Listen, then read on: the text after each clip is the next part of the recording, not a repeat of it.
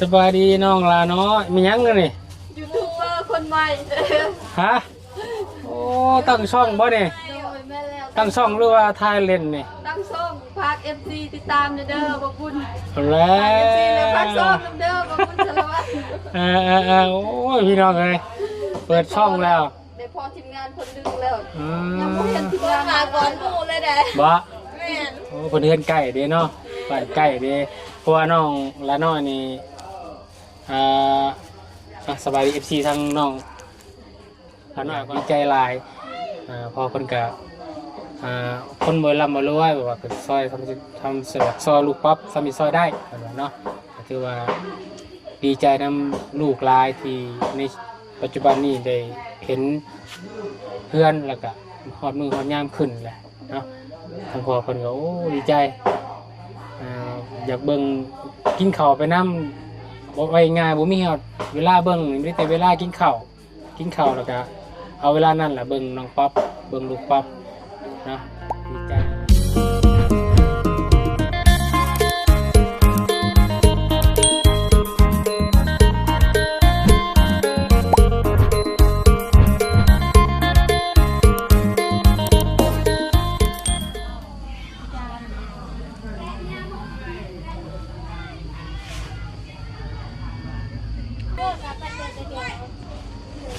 ป้าโอ้ยเอาแม่ป้าอะไรถือคอนถือโอ้ถึกอยู่บาทเลยเสร็จโอ้พากันไล่พากันไล่ไก่พี่น้องเลยเนาะเอาพี่น้องก่อนอื่นเนี่ยพี่น้องเด้อทางบุญสารวัตรขอกราบทักทายสบายดีพ่อแม่พี่น้องเนาะสบายดีหมู่เพื่อนกันเบิดสุขคนสบายดี FC ผู้ใหญ่ใจบุญเบิดทุกท่านเด้อยินดีต้อนรับเข้าสู่ช่อง YouTube ประบุญสารวัตรมื้อนี้พี่น้องเนาะเอาในที่สุดกะมาฮอดมือฮอดวันมืองามยามดีพี่น้องเนาะมือขึ้นเฮือนใหม่ใส่หญ้างามของน้องป๊อปปี้เนาะเอาวนกะดีมุกดีใจหลายพี่น้องเลยเนาะแรกกะโอ้เนาะคิดน้ำเพิ่นจ้อยว่าท่านน้องป๊อปคนนี้สิมีเพื่อนมีซ่านคือหมู่คือครูหรือบ่เนาะตั้งแต่บุญถ่ายคลิปน้องเพิ่นแรกเนาะกะได้เห็นความถูกใจแล้วก็มีความคิดที่ลำบากของน้องป๊อปเนาะเพราะว่าน้องเพิ่นกะเฮือนซ่านลำแปงคือพี่น้องเห็นนั่นแหละเนาะแล้วก็มากำพร้าพ่ออีกเนาะก็เลยอีต้นสงสารน้องเพิ่นก็ได้เป็นผู้หญิงแล้วก็มีผู้ชายที่นำพาน้องเพิ่นก็ยังน้อยเนาะก็เลยโอ้เนาะในที่สุดก็มีทางพ่อบุญชูเนาะเพิ่นก็ได้ฝากเงินผู้ใหญ่คนแรกเนาะของน้องป๊อปที่สมทบเปิดสมทบกับครอบครัวน้องป๊อปนั่นก็คือแรกๆกับปั๊บนาที่เรียกว่าที่ดินเนาะเสาใหม่เสาตอกพี่น้องเนาะมาแล้วเงินเสาซ่านจนมาหอดปัจจุบันนี่เนาะหลังงามหลังใหญ่เห็ดเจิดเทิดอยู่พี่น้องเลยเนาะเอาจะได้วนเองกับขอบคุณขอบใจหลายเด้อเนาะทางพอบุญชูเนาะคนก็เป็นคนไทยเนาะคนก็สู่เวียกสู่งานเนาะก็เห็น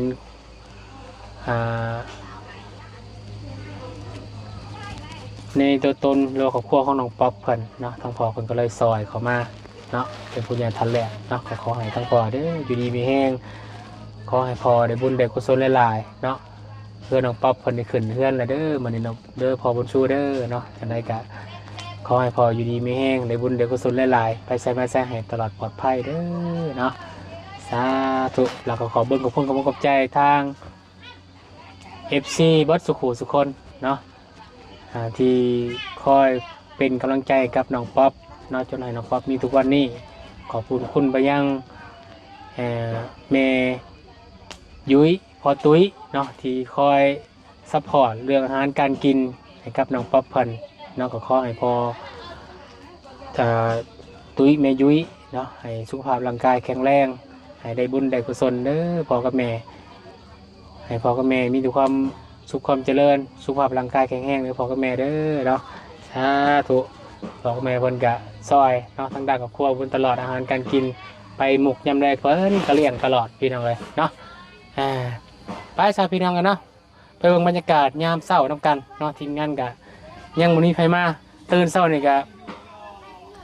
น้ำประปากับมาซ้ำพี่น้องเลยเรือผู้บุญตื่นเป็นคนแรกอาบเป็นคนแรกเลยเรือน้ำมันเรือถังดำถังหนึ่งผู้บุญก็อาบบริลาดอกเนาะเพื่อทีมงานนั่นแน่โอ้ยน้ำประปาก็สร้างเป็นพี่น้องเลยเนาะทีมงานปุ๊กแล้วบาดตื่นขึ้นมามีน้ำอาบพี่น้องเลยโอ้ยพี่น้องเลยเป็นบรรยากาศทำกันเนาะอยู่ในเฮือนของป๊อปกันเนาะคนก็เปิดโชคเปิดลาบเลยพี่น้องเลยเปิดฮับโชคขับลาบเนาะอยู่เฮือนงามพี่น้องเลยท่านนี้ก็แมนพะแนกหนึ่งเข่าเนาะหนึ่งเข่าหนึ่งหน้าพี่น้องเลย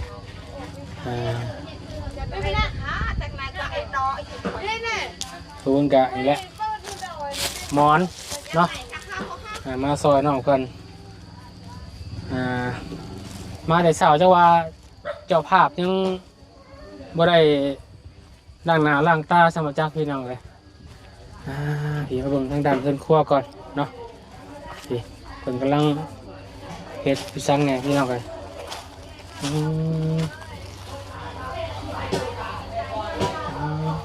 บุกกาไก่พี่น้องเลยน้องอันตรายทั้งนั้นเป็นน่าจะแดงเดือดพี่น้องเลยเนาะคือคุ้นๆไทยพี่น้องเลยเนาะ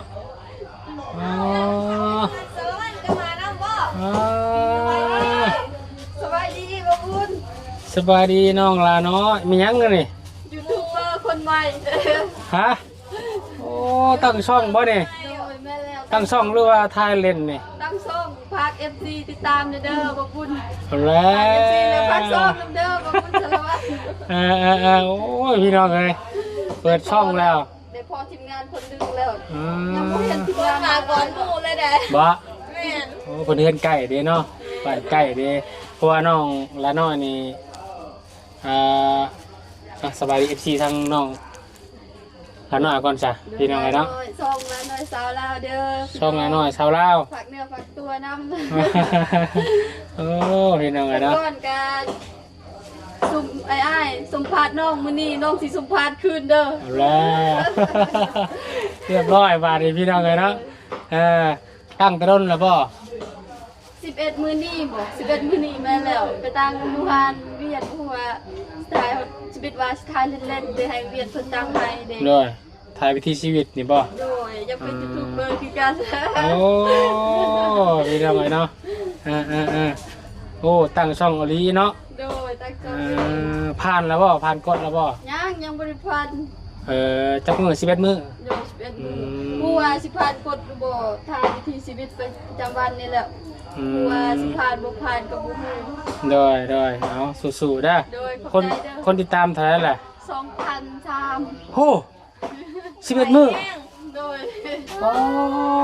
ค่อยก็ติดตามคือกัน บ่ แม่น สมัยก่อยเฮ็ดนี่เพิ่นสิฮอด 2,000 นี่เกือบ2 เดือน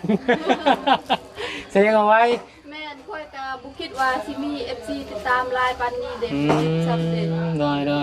บ่คิดว่าสิมี FC หลายพอเห็น FC ติดตามแล้วก็คอมเมนต์ดีใจแฮง บ่ โดยดีใจจนตัวสั่นว่ามี FC หลายแท้ เขาคอมเมนต์แล้วบอกตอนเด้ FC เด้ดีใจแฮงที่มี FC หักและเพลงเด้ พี่น้องเอ้ยเพราะว่าทางน้องละน้อยเพิ่นมี FC เหนียวแน่นอยู่เด้เนาะแต่ก่อนกี้ก็ทางทีมงานเข้ามาหลาย คอยกับบุ้งคือกันในตอนทับติดนะทาง FC เพิ่นส่งมาให้ น้อย แบบเพิ่นส่งแล้วแบบนี้แล้วเฮาเฮ็ดส่งร้านน้อยแล้วก็ส่งน้องน้ำโดยแล้วเขาไปติดตามเบิ่ง น้องน้ำก็มีบ่ แม่น้องน้ำก็มีส่งเด้ มื้อนี้เพิ่นบ่ได้มาบ่มื้อนี้ มาบู้ก กันยันมาตำลังตอนนั้นค่อยชวนค่อยโทรว่าน้องน้ำไปเฮือนน้องป๊อปไปเศร้าไปเฮาไปเบิ่งไปเศร้าไปซอยเบียดเลย แล้วเพิ่นว่าเพิ่นเสร็จมาเจ็บคอเจ็บคอเจ็บหัวเด้เพิ่นว่าคันไปได้สิไปตำลังเด้น้องน้ำก็มีโซตำนํกันไปแสดงมื้อนั้นเด้ไปตั้งอยู่เวียดเด้ โดย เห็น YouTube เลยก็เลยว่าอู้น้ำไปเฮาตั้ง YouTube อู้ว่ามันก็มีคนที่ได้ดูบ่เป็นไปได้เฮาตั้งคือกัน บ่เงาได้พี่น้องเนาะ แม่นบ่เงาเป็นยูทูบเบอร์บ่เงา แม่นบ่เป็นได้เด็ดเป็นแหละมีความรู้สึกจังได๋ ดีใจ ดีใจบ่ สาเหตุที่ดีใจคือมี FC ติดตามแล้วก็คอมเมนต์ไลน์เด็กบอกพรเด็กดีใจแฮง โดยโอ้ยพี่น้องถึงสัมผัสขึ้นแล้วบ่าเนาะ วันนี้ที่สัมภาษณ์คือดับเบิลเด็บอกพี่กายนี่สัมภาษณ์สบายเนาะ โดย มื้อนี้ก็น้องที่สัมภาษณ์ขึ้นเป็นจังได๋สบายดีอยู่บ่บ่ ส เห็นดอบ าก ยดีอยู่โอ้สบายดีอยู่พี่น้องสบายดีอยู่เนาะแต่คอบ่สบายทั้งวิวปานใดวิวบ่ค่อยขึ้น สู้ๆเด้อสู้เด้อขอให้ได้วิวหลายๆเด้อ โดยมื้อนี้มาแสดงความยินดีนำน้องป๊อปเนาะ โดย มื้อนี้เป็นไรเพื่อนน้องป๊อปงามมีบ่ งามดีใจน้ำเด้อที่ได้เฮือนใหญ่แล้วก็งาม โดย โดย ยังแต่ของน้ำเนาะยังบ่แล้วพี่น้องเอ้ยเนาะ แต่คนก็ยังมาบ่ได้เนาะ โอ้ยังเศร้าเด้พี่น้องวุ้นกะตื่นมาแต่เช้าก่อนหมู่ครูยังบ่ได้ตื่นอยู่ตื่นมาก็สิยังบ่มางานเอาเพราะว่าบ่มีน้ำอาบน้ำประปาบ่มา อ้าวบ่อาบน้ำบ่ บ่ค่อยอาบไปได้ก็ตื่นเป็นหมู่ค่อยอาบแล้วอ หรือว่ายูทูบเบอร์บ่อาบน้ำ โดย เนาะ มันบ่อาบแท้แล้วน้ำบ่มานี่ โดย ยังพากันไล่ยังเมื่อกี้นี่ ไกลไกล ยังบ่ได้บ่ไม่ได้บาทนี่ โอ้ยกัน จะพาไปยังบ่ได้อาบน้ำกันนั่นนี่พี่น้อง ได้เห็นเรียกมาไป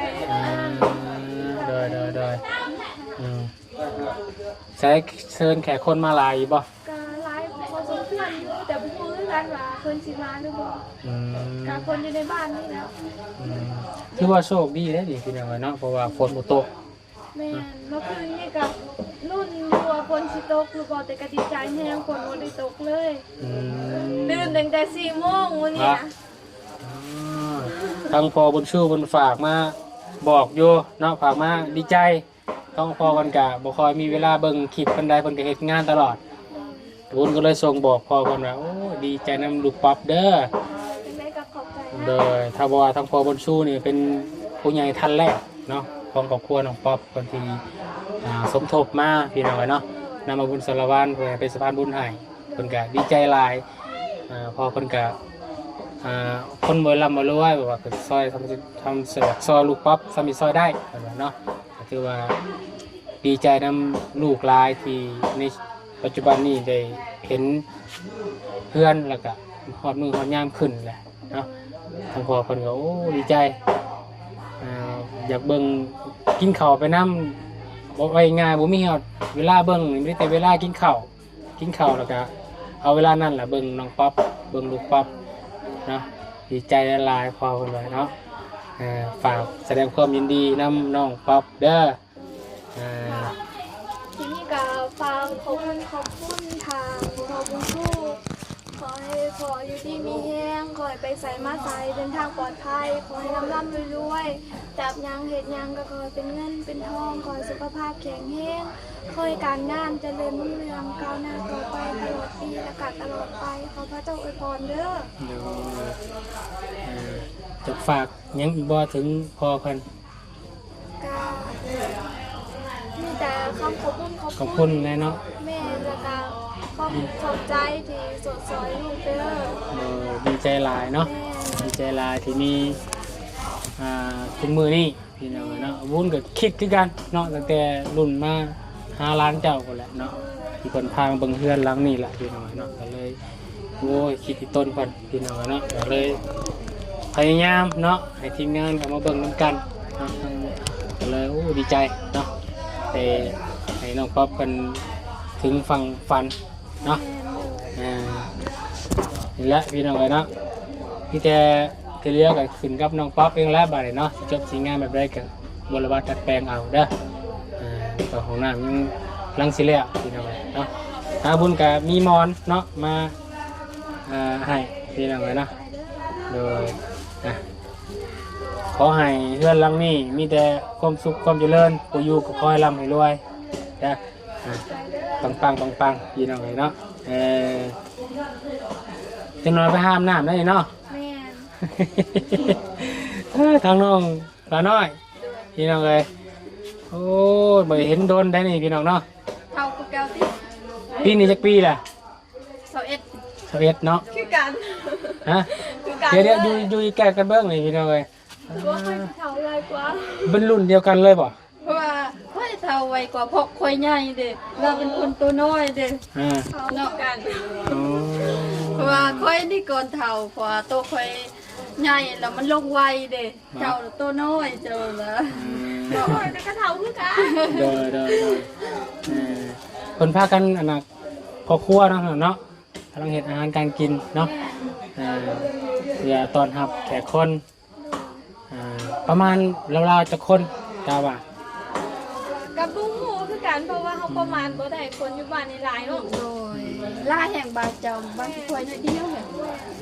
มันเป็นสกีใหญ่บ่เนี่ย แม่สกินเลย ห้องน้อยเนี่ยสกีน้อยเนาะพันน้อยเนาะ โดย สมัยเฮียนนำกันบ่เนี่ย เฮียนจบปอยังมอยัง มันบ่ได้เฮียนสำหรับ เจ้าน่ะขอเฮียนไป เฮียนอยู่บ้านก็คือ บ่คุยเฮียนอยู่บ้านคุยเองละคุยเฮียนหักก็ได้ป .3 แล้วได้ครูให้เฮียนม .1 เลยเด้ ฮะโดดขึ้นเลยบ่เนี่ย โดยโดดขึ้นเลย โอ้เป็นบ่จัก บ่จักเลยเขาเข้าห้องม .1 แล้วจะเหี่ยวหาซบ เอ้า พยานเด็กว่ายังน้อยแห่งอายุแต่ละจำคุณครูตัวนั้นน่ะโตค่อยน่ะ ประมาณแบบคือสิได้ประมาณ8 ปีบ่ถึง7 ปี สำนักแล้วพอหักกับป .3 เดซิฮูยังป .3 เนาะ ในครูบ่ได้ให้ไปเรียนม .1 เลยโอ้ค่อยละบ่ฮู้ยังเลยซื้อตัวเองก็ยังคือบ่เป็นแต่โชคดีที่มีอาจารย์เพิ่นสอนเก่งเนาะก็สิได้ครูแน่เลยสิได้เรียนฮอดจบม .4 แต่บ่ได้จบออกครึ่งกลางเด้ ได้เอาจากไหนก็ดีใจน้องป๊อปเด้อ โดย บุญมาแต่เศร้าเลยวันนี้พี่น้องเนาะ แม่นมาก่อนหมู่เลย มาก่อนหมู่เป็นยังมาเอาภาพบรรยากาศให้พี่น้องนะครับสมมุติว่าเสียพักบ้งมาให้แต่ว่า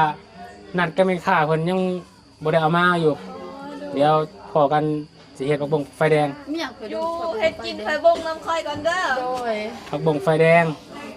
วุ้นก็ยังบ่เคยเฮ็ดดอกสิลองเฮ็ดลองเบิ่ง โดย ดาซีเบิกหัวสิแซ่บบ่แซ่บ สิหลอดหรือว่าสิล่วง แม่น เคยกินเด้อผักบงไฟ เพ เด้ ราะว่ายามนี้นี่พักบ้งเพิ่นสิหาหยังเนี่ยเป็นยามฝนแล้วก็ไม่ค่าเพิ่นสิบอกว่าขายมันแพงบุญสั่งซื้อนำคนไทยบ้านเพิ่นเอามาหลอกยางขายนั่นแหละ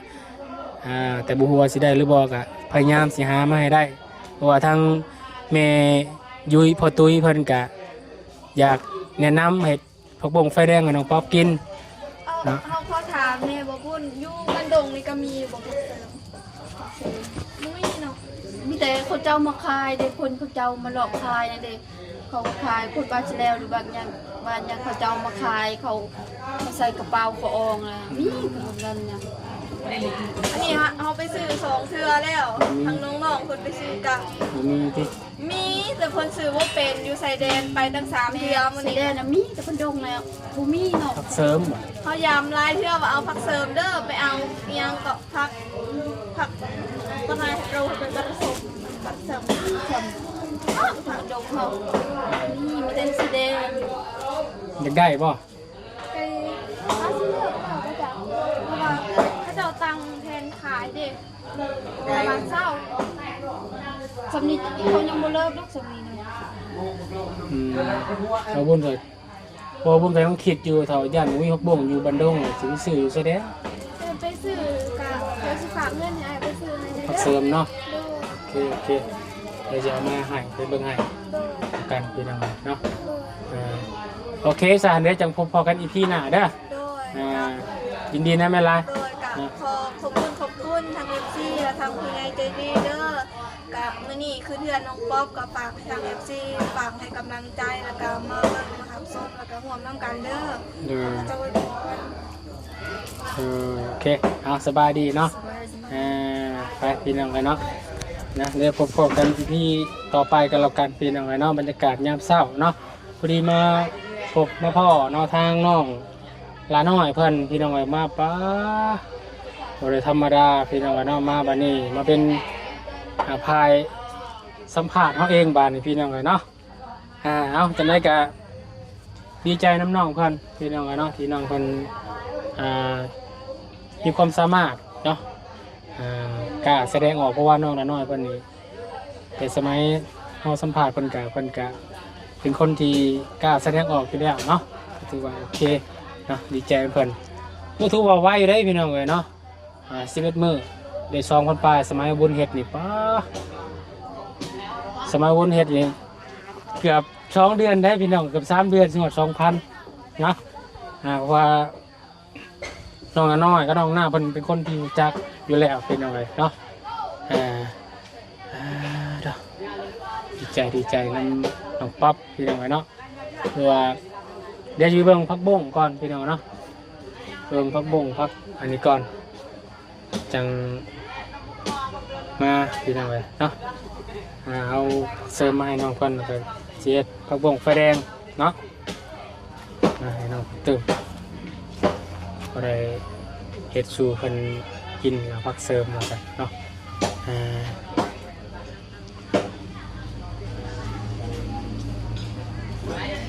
ไปโอเคได้พี่น้องเด้อสำหรับคลิปนี้บุญขอลาก่อนแล้วพบกันในคลิปหน้าแล้วกันเนาะคลิปนี้ขอบุญขอบคุณขอบใจ FC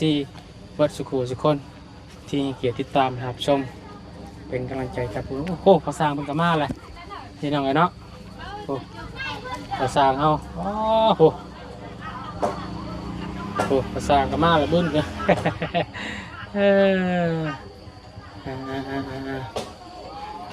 ต้องพอสร้างเนาะหลังมาคนแรกไปทักทายกันสักหน่อยพี่น้องเลยพอสร้างเขาก็มาว่าพอสร้าง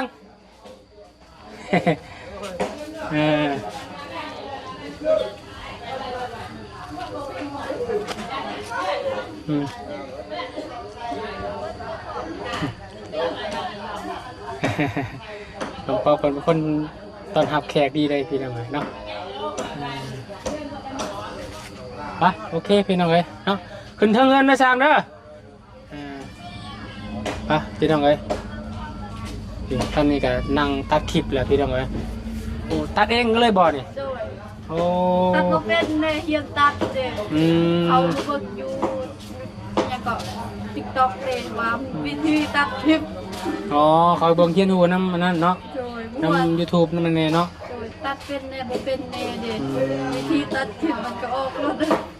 เรียนลายเทื่อเด้ก็ให้เวียดเฮ็ดให้เนี่ยจ้างคนป่ะจ้าง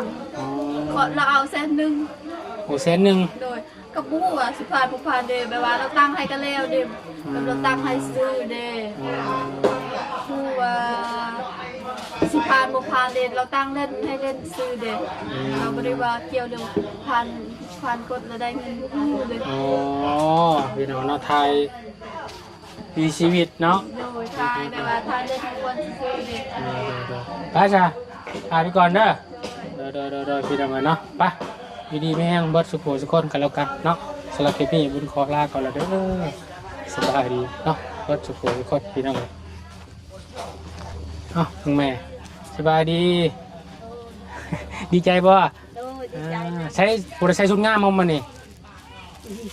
ฮะใช้ชุดงามในไปพี่